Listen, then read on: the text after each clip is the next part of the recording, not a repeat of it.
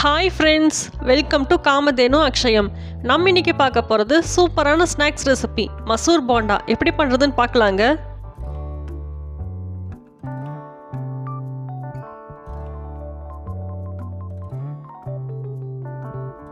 நான் இதுக்கு 1 கப் அளவுக்கு தயிர் எடுத்திருக்கேன். இது புளிக்காத தயிர். இப்போ இந்த தயிர் கூட 1/4 டீஸ்பூன் பேக்கிங் சோடா சேர்த்துக்கலாம், ஆப்ப சோடா. இப்போ இது கூட 1/2 டீஸ்பூன் அளவுக்கு உப்பு சேர்த்துக்கலாம். இப்போ இது கூட 1/2 டேபிள் ஸ்பூன் அளவுக்கு குக்கிங் ஆயில் சேர்த்துக்கலாம். இது எல்லாத்தையும் நல்லா கலந்து விட்டுறலாம். நம்ம சேர்த்திருக்கிற எண்ணெய் தயிர் நல்லா மிக்ஸ் ஆகணும். தயிர் கூட ஆப்போசோட சேர்த்திருக்கிறதுனால ஒரு மாதிரி பபிள்ஸாக வரும், உங்களுக்கு பார்த்தாலே தெரியும். தயிர் ஒரு ஃபோர்க் இல்லைன்னா விஸ்க் வச்சு இது மாதிரி நல்லா கலந்து எடுத்துக்கலாம். ஒரு 5 நிமிஷத்துக்கு கலந்தால் போதும். தயிர் பார்த்தீங்கன்னா க்ரீமி கன்சிஸ்டன்சியில் வந்துடும், அப்போ சரியாக இருக்கும். இப்படி பண்ணுறதால மசூர் போண்டா நல்லா சாஃப்டாக இருக்கும், அதுக்காக தான். இப்போ பார்த்தா தெரியும், தயிர் நல்லா க்ரீமி கன்சிஸ்டன்சியில் வந்துருச்சு. இது நம்ம கையாலே ஒரு 5 நிமிஷத்துக்கு கலந்து விட்டாலே போதும், இது மாதிரி வந்துடும். இது ஒரு 10 நிமிஷத்துக்கு அப்படியே இருக்கட்டும், அப்போ தான் நல்லா ஆக்டிவேட் ஆகும். இப்போ ஒரு 10 நிமிஷத்துக்கு மேலேயே ஆச்சு. இது ஒரு அகலமான பாத்திரத்தில் மாற்றிருக்கேன்.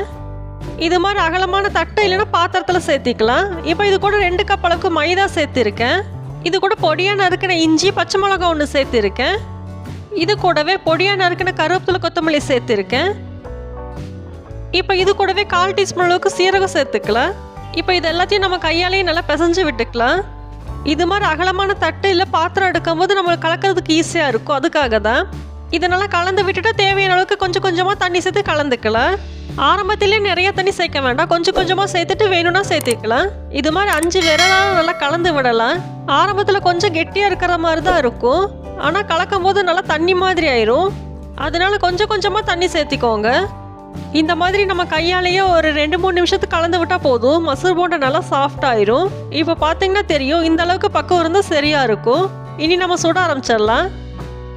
இதுக்கு தேவையான அளவுக்கு எண்ணெயை காய்ச்சிருக்கேன். இது சன்ஃப்ளவர் ஆயில் தான். எண்ணெய் நல்லா சூடானதுக்கப்புறம் ஸ்டவ்வை மீடியம் ஃப்ளேமில் வச்சுக்கோங்க.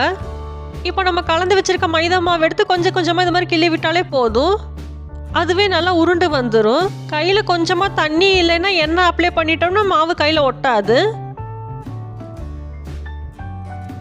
ஃபஸ்ட்டு பேட்ச் போட்டாச்சு. இப்போவே கரண்டி விட வேண்டாம், ஒரு 2 நிமிஷத்துக்கு அப்படியே இருக்கட்டும். இப்போ மெதுவாக கலந்து விடலாம். நம்ம போட்ட உடனே கலந்து விட்டோம்னா எண்ணெய் கலைஞ்சு போயிடும். ஸ்டவ் மீடியம் ஃப்ளேம்லேயே இருக்கட்டும். இப்போ மெதுவாக எல்லா பக்கமும் கலந்து விடலாம். நான் இன்றைக்கி 2 கப் மைதா மாவுக்கு 1/4 டீஸ்பூன் அளவுக்கு தான் பேக்கிங் சோடா சேர்த்துருக்கேன். அதனால ரொம்ப ஒன்றும் பெருசாகலை.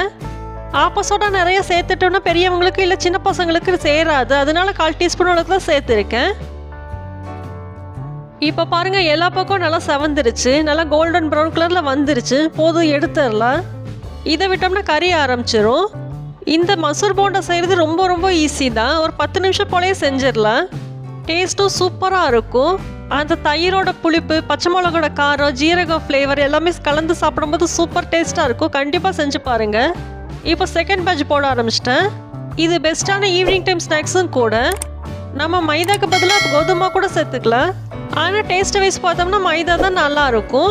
இதில் நம்ம இஞ்சியும் ஜீரகமும் சேர்த்துருக்கோம், அதனால ஜீரணமும் சீக்கிரமாக ஆயிரும். இப்போ பாருங்கள், செகண்ட் பேட்சும் நல்லா செவந்துருச்சு. போதும், எடுத்துடலாம். நம்ம மசூர் போண்டா சூப்பராக ரெடி ஆயிடுச்சு. நீங்களும் இதே மாதிரி செஞ்சு சாப்பிட்டு பாருங்கள். வீடியோ பிடிச்சிருந்தா லைக் பண்ணுங்கள். காமதேனு அக்ஷயத்துக்கு சப்ஸ்கிரைப் பண்ணுங்கள். தேங்க்ஸ் ஃபார் வாட்சிங்.